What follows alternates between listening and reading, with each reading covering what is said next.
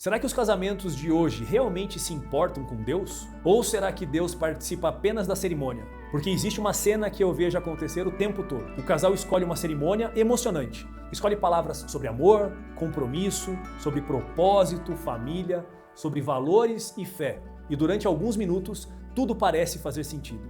Mas então a cerimônia termina, a festa começa. E parece que tudo aquilo fica para trás. E eu não estou falando de uma religião específica, eu não estou falando do católico, evangélico, judeu, eu estou falando de algo muito maior. Eu estou falando dos princípios que durante séculos ajudaram a construir famílias, relacionamentos e comunidades. Porque existe uma pergunta que eu considero inevitável.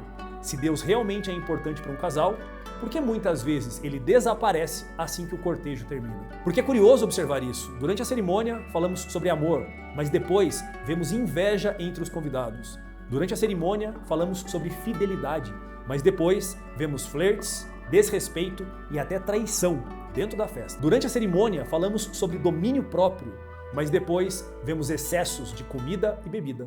Durante a cerimônia, falamos sobre família, mas depois vemos comportamentos que pouco têm a ver com aquilo que acabou de ser celebrado. E talvez essa seja uma das maiores contradições dos casamentos modernos, porque muitas pessoas querem a estética da fé, mas nem sempre querem os princípios da fé. Querem a cerimônia, mas não necessariamente o compromisso que ela representa. Querem a tradição, mas não necessariamente os valores que sustentam aquela tradição. E eu acho que essa reflexão é importante, porque no final das contas, o verdadeiro casamento não começa quando a cerimônia termina.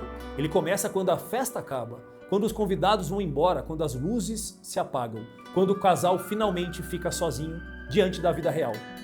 E é justamente nesse momento que dinheiro perde importância, aparência perde importância, status perde importância, porque o que permanece são os valores, os princípios, o caráter, a forma como duas pessoas escolhem viver.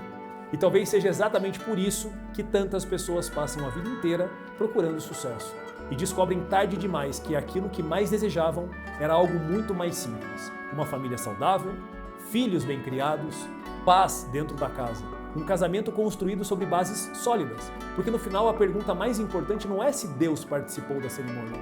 A pergunta é, ele continua participando do casamento depois que a cerimônia acabou?